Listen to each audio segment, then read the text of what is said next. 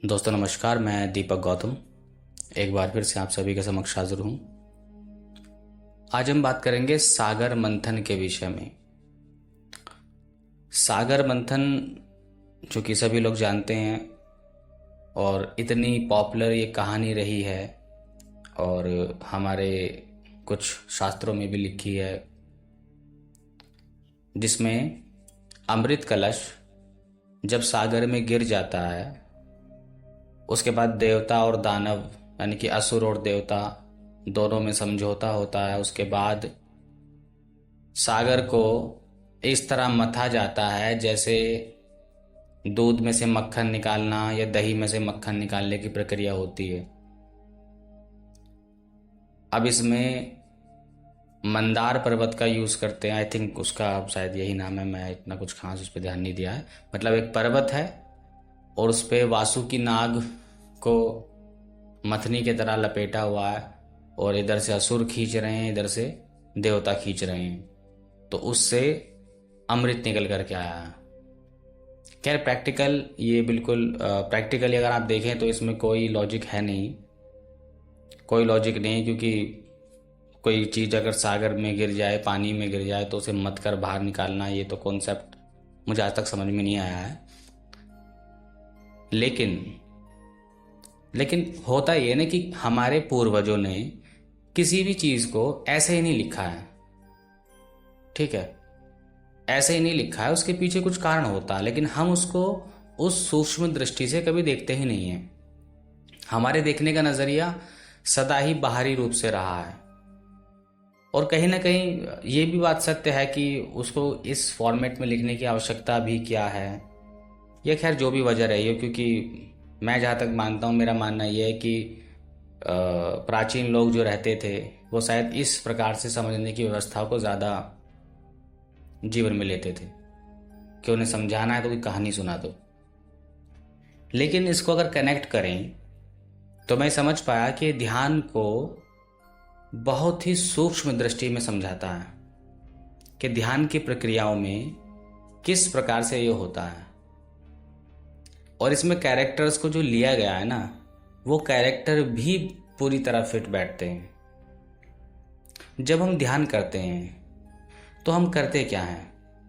जब हम सारी बाहरी भावनाओं को, बाहरी एक थॉट्स, विचारों को त्याग करने की कोशिश करते हैं अपने अंतर्मुखी होने के लिए। हम अंतर्मुखी होने की कोशिश करते हैं ध्यान में। तो ये अंतर्मुखी होने पर सबसे पहली चीज जो घटित होती है ध्यान में या फिर इस प्रक्रिया में, वो ये कि हमारे मन में अच्छे और बुरे विचारों का एक द्वंद्व शुरू हो जाता है। कभी अच्छा भाव आता है जो हमें प्रसन्न कर देता है, कभी बुरा भाव आता है जो हमें दुखी कर देता है या फिर हम उससे हटना चाहते हैं। इस तरह की चीज़ें हमारे अंदर स्वयं में होने लगती हैं। तो इसको हम कह सकते हैं कि अच्छा भाव मतलब देवता और बुरा भाव मतलब कि असुर। और दोनों का जो द्वंद्व होता है कि एक अपनी तरफ खींच रहा है, दूसरा अपनी तरफ खींच रहा है, इसको हम बिल्कुल रिलेट कर सकते हैं उस कहानी से। और जब हम ऐसा करते हैं तो स्टार्टिंग फेज में यही होता है। और जैसे हम थोड़ा सा ध्यान में थोड़ा उतरने की कोशिश करते हैं, तब हमें थोड़ा अच्छा लगने लगता है कि क्योंकि ये प्रक्रिया बंद होने लगती है, हम थोड़े से स्थिर होने लगते हैं। यानी कि उसमें से, उस सागर मंथन में से कुछ रत्न हमें प्राप्त हो गए। अब इस प्रक्रिया में जब हम और गहरा जाते हैं और करते हैं, तब एक घटना होती है कि हमारे अंदर के जितने भी नकारात्मक भाव हैं वो अचानक से थोड़े थोड़े करके प्रकट होना शुरू होते हैं। हमारे भाव, जैसे हमारे कुछ पास्ट में कुछ घटना ऐसी हुई जिसके वजह से हमें प्रॉब्लम तब हुई थी, तो वो अचानक से इस मोमेंट में भी होने लगेगी। घटना नहीं होगी, वो भाव प्रकट होने लगेगा, भाव प्रकट होने लगता है। और कहीं ना कहीं इस स्टेज में आने के बाद थोड़ा सा प्रॉब्लम होती है। और प्रॉब्लम सिर्फ इतनी कि मन के स्तर पर, क्योंकि आप आज भी फेस कर रहे हैं, वो कोई इतनी बड़ी प्रॉब्लम नहीं कि ध्यान से भागने वाली चीज़ें हैं। जब हम इस अवस्था में होते हैं तो इसे मान सकते हैं कि ये सागर मंथन से, जो आपने आत्म मंथन किया है, उससे निकलने वाला विष। अब इस विष को कौन पी जाता है? कहानियों के मुताबिक इसको भगवान शिव पीते हैं। शिव ही क्यों पीते हैं? भगवान विष्णु क्यों नहीं पीते, या अन्य कोई देवी देवता क्यों नहीं पीते? क्या यहाँ क्षमता मायने रखती है, या मायने क्या रखता है? लेकिन अगर हम देखें तो भगवान शिव को आप सिंबल ऑफ ध्यान कह सकते हैं, सिंबल ऑफ चेतना। मतलब अगर ध्यान को हम किसी एक व्यक्तित्व में उतारें, खासकर देवताओं की अगर बात हो, तो हम सबसे पहले शिव को रखेंगे। ओके, तो जब हम इसमें देखते हैं कि सागर से निकलने वाले विष को भगवान शिव पी गए और उसको अपने ही अंदर नष्ट कर दिया, ठीक यही घटना हमारे साथ ध्यान में घटित होती है कि जब ये सारे विचार, ये सारी भावनाएं जो हम पर हावी होने लगती है, तो हमारी खुद की चेतना ही उसको नष्ट कर देती है, उसको पी जाती है। और कुछ ही दिनों में आप देखते हैं कि आप उस पैटर्न से भी मुक्त होना शुरू हो गए हो,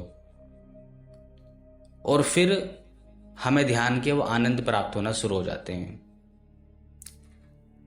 फिर उसके बाद जब भी हम बैठते हैं, ध्यान करते हैं, तो हमें शून्यता का आभास होता है, हमें आनंद की अनुभूति होती है, हमें हर प्रकार से अच्छा लगने लगता है। सिर्फ ध्यान के टाइम में ही नहीं, नॉर्मल जीवन में भी काफ़ी चीज़ें अच्छी लगने लगती हैं, क्योंकि हमारा दृष्टिकोण बदलने लगता है चीज़ों को देखने का। और हर वो चीज़ें जो हमें सुख देती है, आनंद देती है, हम उस पर फोकस ज़्यादा रहने लगते हैं। तो ये ऑटोमेटिकली घटनाएं हमारे अंदर से घटित होती हैं। तो इसको आप रिलेट करें तो आप ये निश्चित रूप से कह सकते हैं कि हाँ, सागर मंथन की कहानी ध्यान की इस प्रक्रिया को दर्शाती है, और मैं इसको 100% मानता हूं।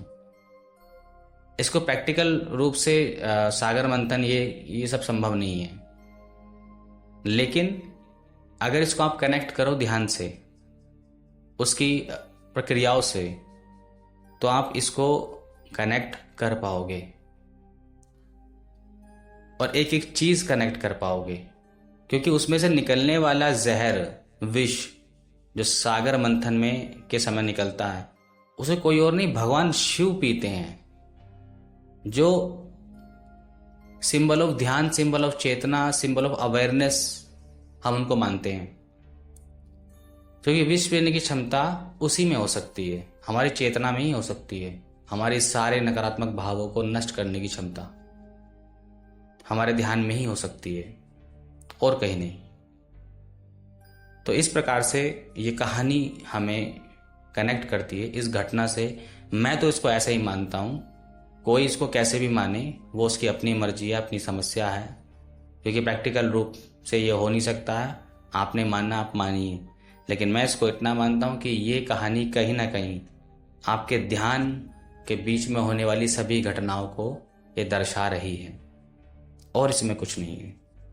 बाकी तो अगर समुद्र में अमृत गिर भी गया था, तो समुद्र देव भी तो उसको अलग कर सकते थे ना, कि समुद्र देव उसे अलग कर देते, वो तो फिर जो पानी है, जो समुद्र है, उनके देवता हैं, तो फिर बहुत सारी बातें, अपवाद शुरू हो जाएंगे।